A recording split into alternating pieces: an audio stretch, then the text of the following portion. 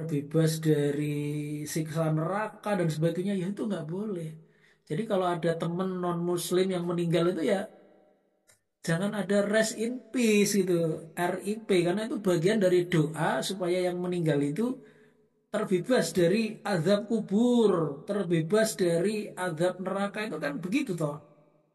Ya berarti kan nggak boleh.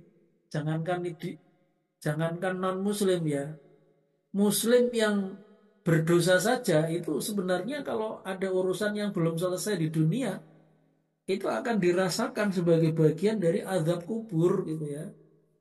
Ya jadi naudzubillah sama naudzubillah. Jadi artinya kalau ada teman yang non muslim atau orang non muslim yang meninggal, kita mau eh, menyampaikan takziah atau kalimat-kalimat bela sungkawa, ya itu berhati-hatilah karena saya sendiri itu juga kadang merasa prihatin ya. Saya kan ikut grup WA alumni SMA. Jadi saya itu lulus SMA tahun 88. Itu ada grupnya, grup WA. Nah, ketika ada teman satu angkatan yang meninggal dunia, teman itu Katolik ya. Itu yang Muslim itu kemudian banyak yang mendoakan tapi dengan doa-doa yang sebenarnya itu haram, nggak boleh. Semoga amalnya diterima, semoga diampuni gitu. Nah, itu. Jadi ini memang pengetahuan yang menurut saya itu nggak banyak orang Muslim itu tahu gitu. Jadi ini walaupun kelihatannya bagi kita yang sudah biasa ngaji itu, oh sudah paham ya, tapi orang banyak itu banyak yang nggak ngerti loh kayak ini kayak gini tuh, yang kayak kayak gini tuh. Jadi ini harus kita pahami. Kalau kita sudah paham ya kita sebarkan kepada kaum muslimin yang lain. Ya, saya kira itu. Makasih. Baik Pak Kiai, izin Pak Kiai terakhir satu pertanyaan lagi dari Bu Sri nih. Bagaimana dengan orang Islam yang nggak pernah sholat? Apakah kita boleh mendoakan mereka saat meninggal Pak Kiai? Boleh ya, kecuali kalau dia itu tidak sholat seraya mengingkari wajibnya sholat. Nah, kalau mengingkari wajibnya sholat, itu berarti sudah murtad. Tapi kalau orang itu tidak sholat, tapi masih meyakini sholat itu wajib, ya, cuma dia itu meninggalkan sholat itu karena malas, bukan karena mengingkari wajibnya sholat, ya dia itu masih muslim. Jadi tidak setiap yang meninggalkan sholat itu otomatis kafir. Walaupun ini memang ada khilafiyah ya. Jadi khilafiyahnya itu begini.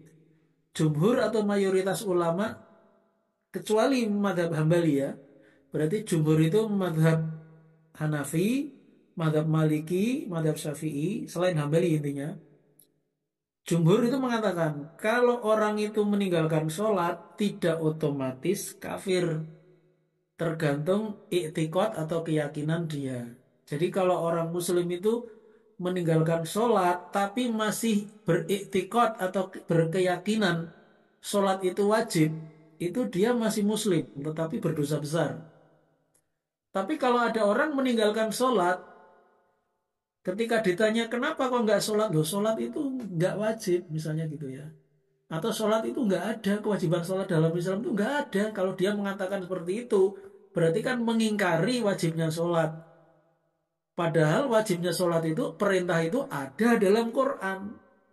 Berarti kalau orang itu meninggalkan sholat, tidak meyakini wajibnya sholat itu kan berarti sudah mengingkari Quran kan. Mengingkari Quran itu apa kalau bukan murtad gitu.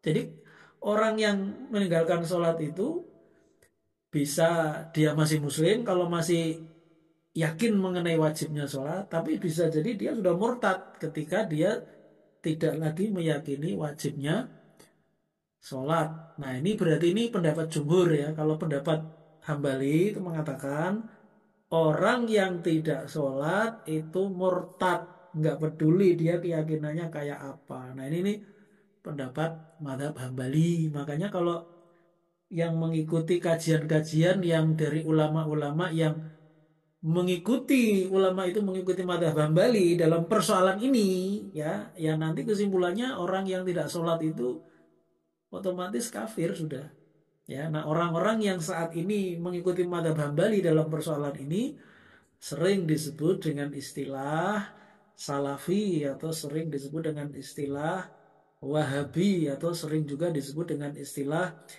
ulama sunnah, ya, singkatan dari ahlu sunnah disingkat ulama sunnah. Itu sering apa dalam persoalan ini mengikuti madhab Hambali. Jadi kalau kita bertanya kepada ustadz-ustadz ini apa hukumnya orang nggak sholat, itu kafir dia. Nah, karena ada hadisnya al farqu bainal bainal muslimi wal kafiri tarkus sholah. Perbedaan antara muslim dan kafir adalah meninggalkan sholat. Ya. Nah, jadi itu seperti itu. Padahal ya apa namanya tidak seperti itu. Nah, ini pembahasannya mungkin kita bisa bahas pada kesempatan yang lain. Ya, jawabannya seperti itu. Terima kasih. Baik, Alhamdulillah. Terima kasih Pak Kiai atas penjelasannya dan terima kasih juga atas ilmu-ilmu yang disampaikan di hari ini Pak Kiai. Luar biasa, Masya Allah. Kita mendapatkan penjelasan yang sangat gamblang ya terkait tema ini ya, hukum mendoakan non-muslim yang meninggal. Baik, Pak Kiai, sekiranya mungkin sepertinya cukup ya Pak Kiai untuk di Ya, ya. kesempatan kali ini. Barangkali Pak Kiai ada yang ingin disampaikan sebagai penutup di kesempatan kali ini, Pak Kiai, silakan. Baik ya, jadi kesimpulan dari kajian kita, jadi kajian kita ini temanya adalah hukum mendoakan non-muslim yang meninggal, yaitu doa maghfirah, doa ampunan supaya diampuni oleh Allah, atau doa supaya mendapatkan rahmat Allah dan yang semisalnya. Ini hukumnya tidak boleh, ya, dan ini tidak ada perbedaan pendapat di kalangan ulama. Jadi kalau ada yang misalnya orang orang Islam mendoakan Paus Fransiskus yang meninggal kemarin, nah ini berarti orang itu melakukan dosa atau melakukan keharaman di dalam Islam itu nggak boleh. Jadi kalau Pak Jokowi itu kemarin itu dia berdoa begini di hadapan Paus Fransiskus, ya. Kemudian misalkan dia itu berdoa seperti doanya orang Islam, Allahumma gfir lahu warhamhu, ya Allah ampunilah dia Paus ini. Berilah rahmat kepada dia yaitu Paus Fransiskus, ini berarti doa yang tidak boleh, hukumnya haram. Ya. Oke, kesimpulannya demikian, terima kasih.